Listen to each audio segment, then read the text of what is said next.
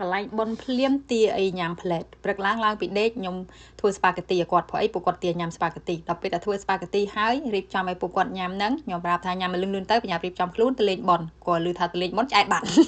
គាត់ថាអត់ទេគាត់ឆ្អែតបាត់ទេគាត់ញ៉ាំតែ2-3ម៉ាត់ណានិយាយពីដូចខ្ញុំមិនដូចខ្ញុំកាលនៅទូចពេលដែលម៉ែខ្ញុំថាស៊ីបាយលឿនទៅបញ្ញាទៅវត្តខ្ញុំគាត់លឺចឹងឆ្អែតហ្មងលាបាយលេងចូលហ្មងបញ្ញាទៅស្លៀកពាក់ខោអាវទៅមកបានទៅវត្តហើយទៅដល់វត្តលោកឆាន់តនេះគឺថាចាប់ផ្ដើមក្លៀនតន់ដៃតន់ជើងហើយកូនខ្ញុំ2នាក់នេះគឺថាដូចគ្នាតែម្ដងគ្រាន់តែម្ដងកន្លែងកម្មវិធីបនគឺទាហូបតែម្ដងអញ្ចឹងប្តីខ្ញុំគាត់ចូលមកតែហ្នឹងរកទិញអូនីគីរីហើយទិញទឹកនេះហើយកូនស្រីខ្ញុំគាត់បានអាទឹកហ្នឹងហើយគាត់មិនអស់ចិត្តទេព្រោះអីខ្ញុំប្រាប់គាត់ថា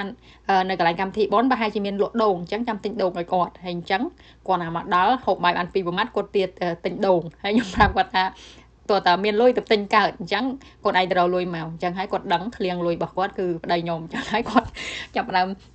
តែសុំប្តីខ្ញុំឲ្យប្តីខ្ញុំថាសុំ1000តលតែថើប10ដងអញ្ចឹងបើអត់ថើប10ដងគាត់អត់ឲ្យលុយទេហើយកូនខ្ញុំថាថើបថ្ពាល់បានតែហាមថើបមាត់អញ្ចឹងគាត់ថើបថ្ពាល់ថើបចុះថើបឡើងប្តីខ្ញុំថើបមាត់គាត់ផ្លែគាត់រៀងអន់ចិត្តគាត់ព្រោះគាត់អត់ចង់ថើបមាត់អញ្ចឹងគឺអង្គុយរៀងធ្វើរៀងអន់ចិត្តទៅស្រាប់ប្តីខ្ញុំហូចលុយឲ្យចាប់ដើមមុខរីកទៀតប៉ុន្តែគាត់អត់ស្គាល់លុយទេប្តីខ្ញុំឲ្យ100យ៉េន10យ៉េននេះគាត់ចេះតែយកទៅព្រោះគាត់អត់ស្គាល់លុយពេលបានមកឲ្យគាត់យកមកស៊ូខ្ញុំម៉ាក់អានឹងប្រហែលអានឹង1000ឬក៏ប្រហែលអីចឹងទៅខ្ញុំប្រាប់អញ្ចឹងអានគាត់ទៅទាពីប្តីខ្ញុំទៀតទម្រាំតែប្តីខ្ញុំបានឲ្យ1000ហ្នឹងហើយគ្រាន់តែបានលុយភ្លាមគឺគាត់ចាប់ដើមទាត្រូវទិញផ្លែដូងប៉ុន្តែពេលដែលទៅទិញទៅខាងផ្សារខ្មែរគាត់អត់មានលក់ទេអញ្ចឹងក៏អត់ហើយខ្ញុំក៏នាំគាត់មកថតនៅកន្លែងនេះបន្តិចទៅបន្ទាប់មកហើយក៏នាំគាត់ទៅចូលបនហើយពេលដែលខ្ញុំក៏ចូលបនហ្នឹងខ្ញុំឲ្យប្តីខ្ញុំថតវីដេអូតែប្តីខ្ញុំគាត់មានបានថតណាពេលខ្ញុំកំពុងចូលបនស្រាប់តែមកថតវីដេអូខ្ញុំពេលដែលខ្ញុំពាក់ស្បែកជើងនេះបងប្អូនថាក្តៅអីក្តៅបណ្ដោយវាមិនដឹងធ្វើម៉េចប្តីយើងអ្នករើសឲ្យម្យ៉ាងយើងកំពុងតែយើងទៅតែចូលបនហើយថ្មីក៏ជិលខឹងប្តីខ្លាំងពេកបើថាខឹងខ្លាំងពេកជ្រុះបនបាត់អស់ហើយម្យ៉ាងក៏មិនលើកទី1ដែរដែលខ្ញុំពឹងឲ្យប្តីខ្ញុំថតវីដេអូឲ្យថតកើតហ្នឹងព្រោះប្តីខ្ញុំគាត់អត់ចេះទេអារឿងថតលិចថតកើតព្រោះគាត់ក៏មិនមែនជាអ្នកចូលចិត្តថតដែរបន្ទាប់ពីចូលបនចូលអីហើយខ្ញុំក៏ចាប់ដើមនាំកូនខ្ញុំមករកទិញរបស់ហូបហើយពេលដែលខ្ញុំទៅទិញនេះមនុស្សអត់ទៅច្រើនទេនៅក្នុងកម្មវិធីហ្នឹងទាំងកន្លែងលក់ឬកន្លែងផ្សេងដោយសារតែខ្ញុំទៅរៀងថ្ងៃត្រង់ព្រោះខ្ញុំអត់ហ៊ានទៅរសៀលទេតែទៅរសៀលកូនខ្ញុំដេកថ្ងៃដឹងតែខ្ញុំអត់បានទៅអញ្ចឹងក៏ទង់ម៉ោងប្រហែលជា11ជាងក៏ខ្ញុំក៏នាំកូននាំអីទៅឲ្យហើយបន្ទាប់ពីទៅបាន2ម៉ោង3ម៉ោងចាំត្រឡប់មកវិញអញ្ចឹងដល់ម៉ោងកូនដេកល្មមបើមិនអញ្ចឹងទេដឹងថាអត់បានទៅលេងបននឹងទៀតហើយខ្ញុំខានទៅយូរហើយ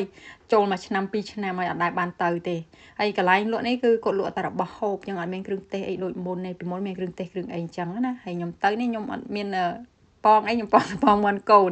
ទិញប៉ងមាន់កូនបន្ទាប់មកហើយក៏ទៅរកទិញសាច់អាំងព្រោះអីប្តីខ្ញុំគាត់ឈ្ងុយសាច់អាំងពេលដែលអាំងទៅគាត់ប្រឡាក់គ្រឿងគឺថាឈ្ងុយមែនតើ